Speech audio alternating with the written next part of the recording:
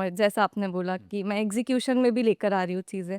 लेकिन जैसे मैंने चीज़ें प्लान की हुई है ना, अगर वो वैसे टर्न आउट नहीं होती है, तो मेंटली बहुत एजिटेशन हो जाता है। हो जाता है।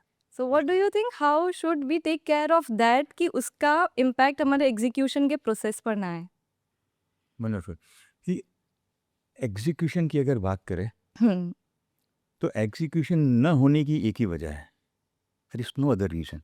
हुँ, this this is called mindset. Hmm, आपने कहा ना एजिटेट हो जाते हैं, हुँ, तो वो क्या है?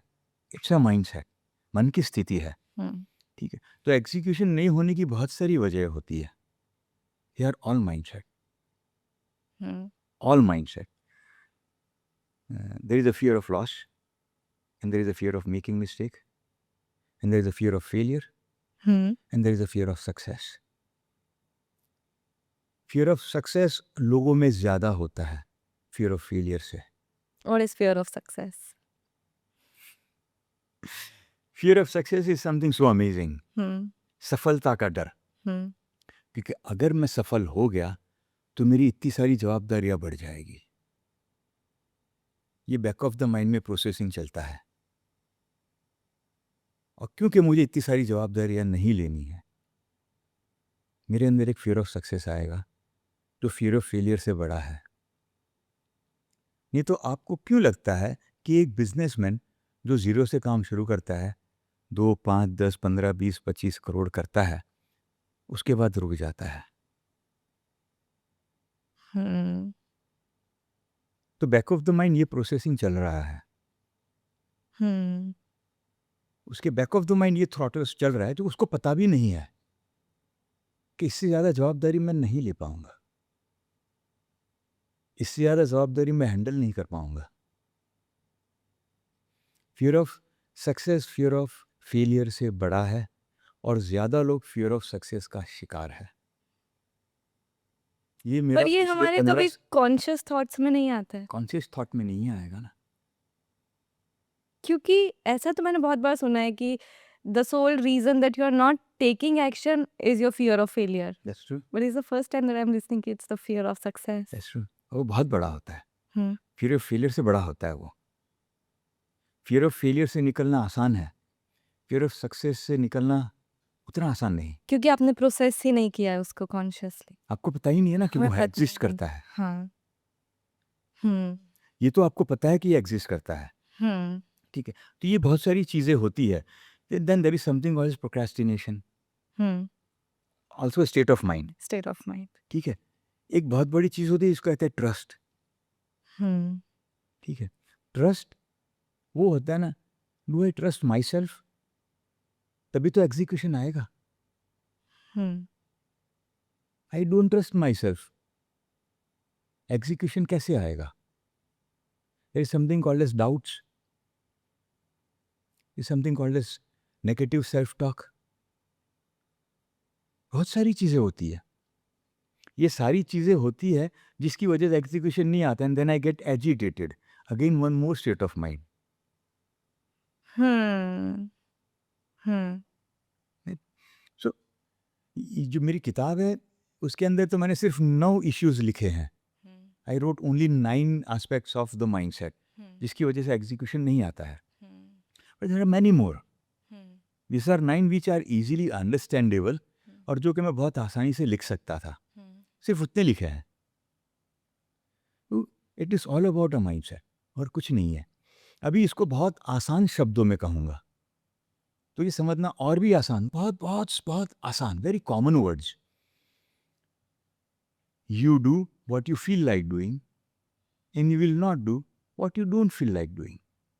हुँ, अगर मैं मोटा हूँ, मुझे पता है कैसे वेट लॉस होता है, और मैं नहीं कर रहा हूँ, I don't feel like doing it. Hmm, कितना आसान है अब ये समझना। अगर मैं बिजनेसमैन हूँ, मुझे पता है ये करने से मेरा बिजनेस 50% बढ़ जाएगा साल में, मैं नहीं कर रहा हूँ, I don't feel like doing it. कितना आसान है अब ये समझना, है ना? Hmm, it's like oh my god. Hmm. ऐसी फीलिंग आई। But why don't you feel like doing it? Again वो सारे mental blocks? Mental blocks, all mental blocks. that is, I will not feel like doing it. Hmm It's all in the feel. You are what you feel. जब ये समझ में आता है तो बड़ा मज़ा आता है. हम्म When I say I feel happy, तो who is happy? I. I am what I feel. Hmm When I say I am sad, who is sad? I. Hmm When you say I am excited, who is excited? You. When you say I feel miserable, who is miserable? You. तो दिन में मेरा ये I और आपका ये you कई बार बदलता है, हम्म कई बार चेंज होते जाता है ना. दिन में एक बार आई एम एक्साइटेड तो I am excited, I feel excited, I am excited, right. I am what I feel. तो आप ये कितना बेहतर तरीके से मैनेज कर सकते हो. I am what I feel. Hmm When you feel like doing things, you will do things. This is very simple way of understanding things. इससे ज़्यादा इस दुनिया में कुछ भी नहीं है. दुनिया की सारी ट्रेनिंग ख़त्म हो गई यहाँ पर. I do only what I feel like doing. Hmm The rest ठीक है, मन में होता है, सोच है, एक्शन नहीं है, एग्जीक्यूशन नहीं है. Because I don't feel like doing it and I will never do it till the time I start feeling like doing it. और वो कौन सा माइंडसेट शिफ्ट है जो आपको नॉट फीलिंग लाइक से फीलिंग लाइक तक शिफ्ट करे? It is not on off switch. हाँ You need to identify what are your doubts. You need to identify what is the negative self-talk you are doing. You need to Right. identify what is it that you procrastinate. You need to identify what are the different fears that you are going through. हम्म ये shift आना चाहिए, तब you start feeling like doing it. वो identify होना चाहिए. It's a process हाँ of going with in hmm and identifying कि भाई वो चीज़ें क्या है जो मुझे रोक रही है, जिससे मेरा वो फील नहीं आता है. माई फील कि वो फील ऐसी है कि वो फीलिंग ऐसा है, वो इमोशन ऐसा है, वो भाव ऐसा है जिसमें मैं काम करता हूँ. तो मेरे सामने काजू कतरी है और मैंने खाए, तो एक भाव है जिसकी वजह से. वो मेरे सामने करेले की सब्जी मैंने नहीं खाई, वो भी एक भाव है ना. तो क्या करेले की सब्जी सभी लोग नहीं खाते हैं? Some people feel like eating it, they eat it क्योंकि वो पसंद है. Some people don't feel like eating it, उनको पसंद नहीं है, they will never eat it. तो जब हम वो मेंटल ब्लॉक्स रिजॉल्व कर देते हैं तो will automatically our energies will channelize to Yes. The actions. Yes, तो यू विल ठीक है. Feel like doing it. हाँ will start feeling like doing That's it. true. Okay.